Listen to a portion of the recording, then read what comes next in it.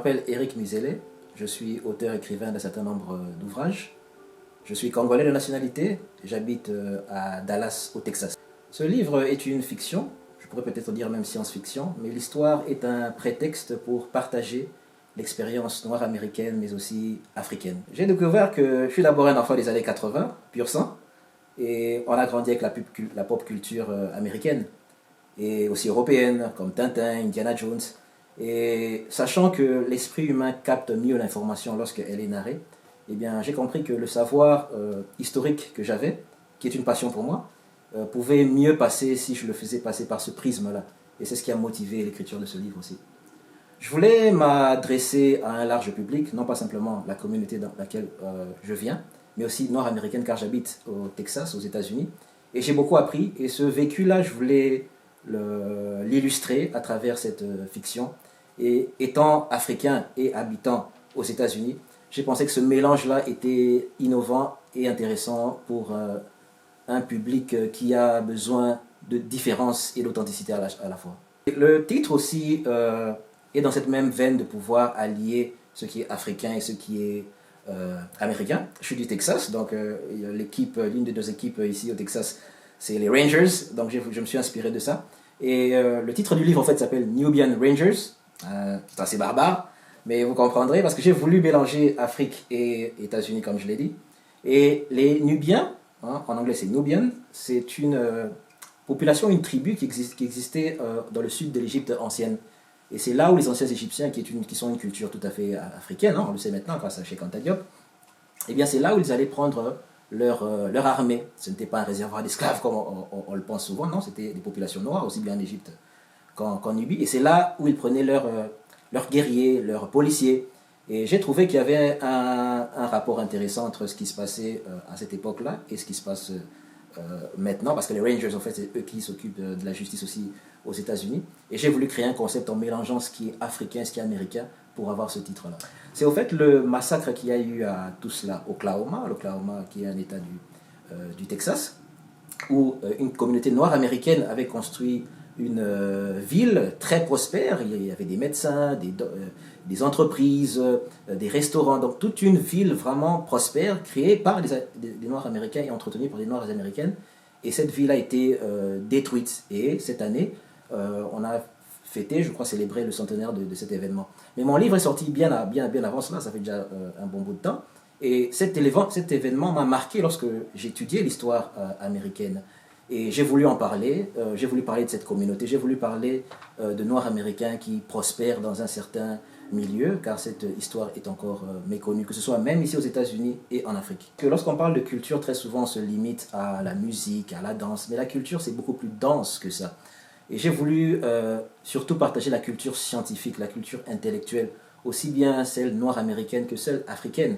Car comme je l'ai dit, le livre est un prétexte, mais le contexte est vraiment scientifique. Et tout cela a été un bouillon de culture hein, qui a vraiment nourri l'écriture de ce livre afin que l'on puisse savoir qu'il y a aussi une culture intellectuelle noire américaine, que ce n'est pas simplement le sport ou la musique, mais il y a eu des intellectuels, il y a eu des inventeurs, des ingénieurs, aussi bien aux États-Unis qu'en Afrique noire aussi dans l'histoire. J'ai mentionné l'Égypte tantôt. Et j'ai trouvé que c'était un mélange intéressant de pouvoir faire fusionner ces deux mondes-là. Le message principal, c'est chacun doit chercher son histoire. On se rend compte que les médias, le système éducatif ne nous donne pas cette vision intellectuelle souvent des populations africaines, des populations noires, que ce soit sur le continent, que ce soit ici aux États-Unis. Je raconterai une petite anecdote. Quand j'étais plus jeune, on me disait souvent que mon père avait cette anecdote qu'il aimait raconter lorsque il y avait des fêtes de Noël par exemple. Quand il arrive aux États-Unis, eh bien, et on lui pose la question, mais vous les Africains, parce que les gens ont quand même été assez ignorants, alors il y a des Blancs qui lui posent la question, mais vous les Africains, à part la pirogue, qu'est-ce que vous avez inventé? Et c'est quelque chose qu'il a toujours quelque part martelé, et il n'avait pas de réponse par rapport à ça. Et cette histoire qu'il a transmise à ses enfants, qui m'a été transmise aussi plus tard, ça m'a toujours suivi. À l'époque, on n'avait pas Internet, donc on ne pouvait pas vérifier, on se pose la question. Mais c'est vrai, nous, les Noirs, les Africains, à part la pirogue, qu'est-ce qu'on a inventé? C'est vrai que les travaux de Cheikh Anta Diop étaient déjà sortis depuis belle lurette, mais on n'avait pas conscience de ça parce que ce n'est pas enseigné dans le curriculum de nos études. Alors, c'est en faisant des recherches, c'est quand je suis arrivé à l'université que j'ai eu les yeux ouverts parce que je me suis intéressé à beaucoup plus de culture, j'avais à ma possession plus d'ouvrages. Et c'est en découvrant toute cette histoire que je me suis rendu compte que ça a ouvert au fait mon horizon, que moi-même je pouvais écrire, parce que je me suis jamais dit à un moment que non, je peux écrire. Mais découvrir cette histoire fantastique et historique aussi m'a permis de me rendre compte que ça pouvait ouvrir les champs des possibles. Donc le message de ce livre, c'est que tout le monde peut ouvrir son champ des possibles aussi longtemps qu'on a l'information. Et voilà pourquoi il y a beaucoup d'informations dans ce livre aussi. Vous savez, beaucoup de gens rêvent de représentation ou ont faim de représentation, de pouvoir se voir aussi à travers les médias ou l'histoire les histoires qu'ils lisent. Et j'ai compris très tôt que cette représentation était déficiente. Et chaque lecteur qui lira ce livre, en tout cas, que ce soit l'ascendance africaine et même d'autres ascendances, pourra y trouver une originalité que l'on perd un peu dans les médias aujourd'hui. Hein. Et j'ai voulu vraiment mettre en lumière cette originalité africaine et américaine qui ont des liens assez profonds. La narration est un moyen puissant. Il y a ce qu'on appelle maintenant le storytelling. Le storytelling est utilisé, que ce soit en politique ou dans d'autres domaines. Il faut pouvoir raconter une histoire pour pouvoir, permettez-moi le terme, vendre un politicien. Et ce storytelling a été appliqué par les grands sages de l'histoire de l'humanité afin de pouvoir faire passer des messages. Vous connaissez l'histoire de Caïn et Abel, par exemple, qui est un fratricide. Et le meurtre est justement enseigné comme un crime à travers une histoire, par exemple. Et ça reste en nous. Nous avons tous grandi avec des histoires comme ça. Lorsqu'on explore, par exemple, la mythologie grecque, on a cette histoire qui raconte au fait le changement des saisons. On a l'histoire, par exemple, de Déméter, qui est la déesse de l'hiver, sa fille Perséphone qui représente le printemps, et Hadès, celui qui va venir enlever sa fille, et pendant qu'elle est enlevée, l'hiver se produit. Donc c'est une histoire que l'on raconte afin de pouvoir exemplifier ce qui se passe dans la nature. Et il y a le terme qu'on appelle, c'est une technique qu'on appelle mnémotechnie, la mnémonique, parce que mnémonique c'est en référence avec la mémoire. Donc ce sont des stratégies comme ça qu'on utilise pour que la mémoire puisse garder une image. Car lorsque l'on fusionne l'information à une émotion, eh bien, c'est là où la magie se produit. Et voilà pourquoi le cinéma a autant de force. Et voilà pourquoi j'ai choisi cette narration, parce que lorsque l'on connecte ces informations historiques que je partage dans le livre, mais avec un événement émotionnel, vous pouvez avoir un personnage, par exemple, qui meurt. Il n'y a pas de spoiler. Hein. Vous pouvez avoir un personnage qui meurt, par exemple, mais qui est lié à un phénomène historique que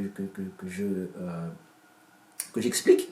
Bien que cette personne est fictive, mais le fait que vous êtes attaché émotionnellement, vous vous rappellerez aussi les événements historiques dont j'ai parlé dans le livre. Pour savoir où on va, il faut bien savoir d'où l'on vient. J'aime beaucoup cette pensée qui dit que la conscience est un pont qui est tracé entre le passé et l'avenir. Le second livre s'appelle Bendele, et il signifie étendard ou drapeau. Et dans le livre, on va justement creuser pour expliquer pourquoi ce choix et quelle est la symbolique du drapeau, aussi bien dans les civilisations africaines que même dans l'histoire de l'humanité. Pourquoi chaque État a un drapeau et qu'est-ce qui se cache derrière l'image du drapeau. Ça, ce n'est qu'une partie du livre, mais nous allons beaucoup plus loin parce que c'est une étude culturelle et cultuelle des civilisations africaines afin de pouvoir démontrer au fait que la civilisation telle qu'on la connaît maintenant, eh bien, elle est africaine et nous allons justement donner les codes qui expliquent ce phénomène. Sans être prétentieux, je peux dire qu'à la fin de ce livre, il y aura un avant et un après pour beaucoup de gens. Je pèse mes mots, il y aura un avant et un après. Parce qu'à chaque page, on va révéler des choses qui étaient vraiment méconnues. Le livre est assez dense et chacun en aura pour son argent. Et en ce moment où les Africains et beaucoup de populations sont en quête de sens, je pense qu'il est impérieux de pouvoir se cultiver, de pouvoir se demander pourquoi. Parce qu'il y a ce mot qui revient souvent, qui est la dissonance cognitive, qui nous empêche justement d'investiguer certaines choses parce qu'elles sont établies comme vraies par des conventions, alors qu'on se rend compte que parfois ce sont des gens qui se sont mis ensemble pour décider. Et il faudrait qu'on apprenne à décider aussi par nous-mêmes, et voilà pourquoi cela commence d'abord par soi. Il faudrait d'abord être curieux, d'avoir le courage d'aller vérifier ce que l'on dit. À l'ère des fake news, à l'ère des messages qu'il faut toujours vérifier, eh bien, j'invite les lecteurs à la curiosité. Curiosité avec son téléphone, curiosité avec le livre que l'on lit afin de pouvoir aller au fond des choses. Merci beaucoup à toi, lecteur, lectrice, d'avoir lu ce livre qui t'a accompagné. Merci pour ton temps, merci pour ta patience. Et mon désir le plus ardent, c'est que tu utilises cette connaissance pour pouvoir la propager et surtout penser par toi-même. Merci beaucoup. À la prochaine.